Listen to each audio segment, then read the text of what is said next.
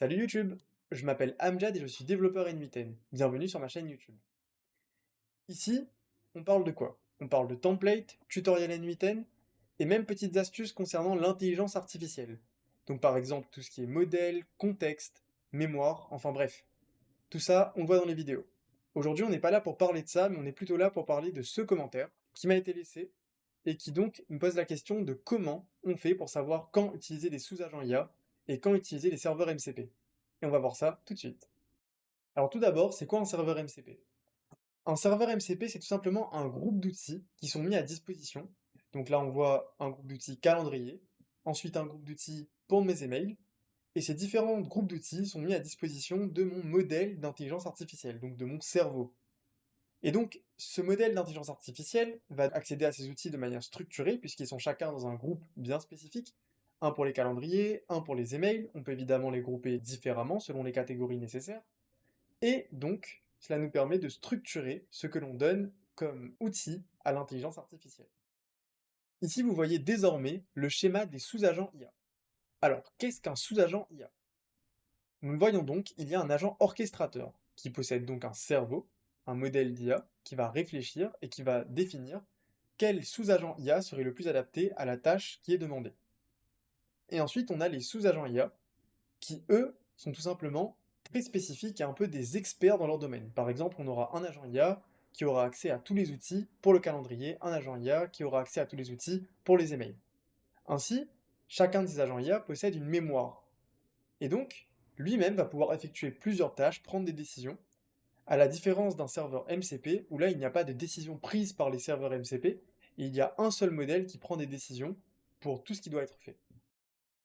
Maintenant qu'on a pu voir un peu plus concrètement en quoi ça consistait, je vais pouvoir vous montrer avec deux workflows concrets quand est-ce que j'utiliserai un serveur MCP et quand est-ce que j'utiliserai des sous-agents IA. C'est parti. Nous voilà devant un workflow qui utilise des serveurs MCP. Pourquoi dans ce cas j'ai décidé d'utiliser des serveurs MCP? Déjà, il faut savoir que mon assistant fait des tâches très simples. Envoyer un email, rescheduler un rendez-vous, supprimer un rendez-vous.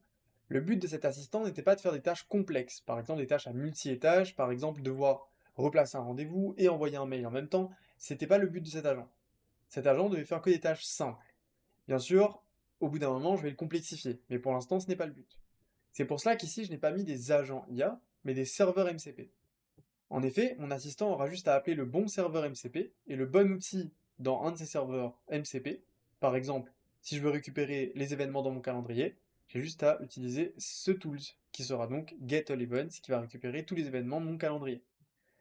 Ou bien si je veux envoyer un email, pareil, Send Email qui va envoyer un email et mon assistant n'aura donc pas à avoir accès à tous ces outils, mais tout simplement au groupe d'outils. Et comme je l'avais dit, ça permet de structurer un peu et d'éviter aussi les coûts supplémentaires. Parce qu'il faut savoir que chaque agent IA que vous mettez, c'est un modèle. Vous le voyez ici, un modèle est utilisé. Et si j'utilise un modèle, donc j'utilise des crédits, là pour le coup c'est OpenAI, mais ça peut être Anthropic, ça peut être Gemini.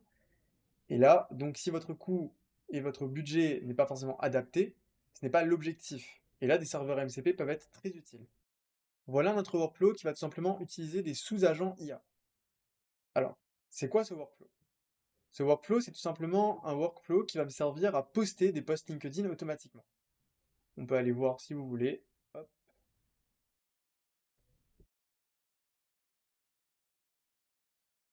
Voilà. Donc, ici, c'est un sous-agent IA qui va donc aller générer un post, me demander si je suis d'accord et l'envoyer oui ou non.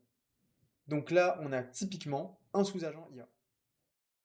On est revenu à l'agent orchestrateur qui orchestre donc mon sous-agent et qui va donc choisir de donner des informations à mon sous-agent. Donc, par exemple, pour générer un post LinkedIn, le sujet du post LinkedIn, ou bien d'appeler l'autre outil qu'il a, qui est Resume Sender, qui est un workflow qui permet de résumer des pages web. Le but n'est pas d'aller tous les voir, mais voyons-le rapidement. Un petit workflow qui va tout simplement récupérer une requête sur Internet, nettoyer le contenu et générer un résumé.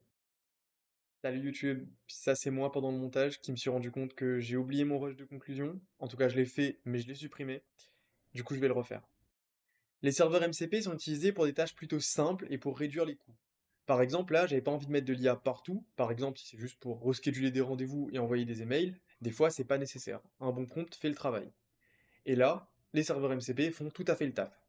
Par contre, Si j'ai besoin de tâches complexes comme l'envoi de posts LinkedIn directement sur LinkedIn avec une validation via Telegram, etc., là, des sous-agents IA peuvent être nécessaires. Comme ça, tout ce qui concerne le post LinkedIn restera dans mon agent IA, mon sous-agent IA, et l'agent orchestrateur aura juste à appeler l'agent sans jamais se soucier du contenu du post LinkedIn, du sujet, etc. Comme ça, on sépare les contextes, moins d'erreurs possibles et plus de résultats efficaces. Juste avant de finir cette vidéo, j'aimerais éclaircir un point. Évidemment, là, je n'ai abordé que l'aspect technique de l'utilisation des MCP et des sous-agents IA. Maintenant, il y a aussi un aspect affinité. Certains seront plus compétents avec des MCP, d'autres avec des sous-agents IA. Et là-dessus, il n'y a pas de problème, vous faites comme vous voulez. Il y a 40 solutions pour un même problème, surtout dans le domaine de l'automatisation. Alors surtout, faites des trucs que vous trouvez cohérents et qui vous correspondent. C'est ça le plus important. Merci d'avoir regardé cette vidéo. Si vous avez d'autres questions, n'hésitez pas, les commentaires sont là pour ça, des idées de vidéos et même des avis sur le contenu. À la prochaine!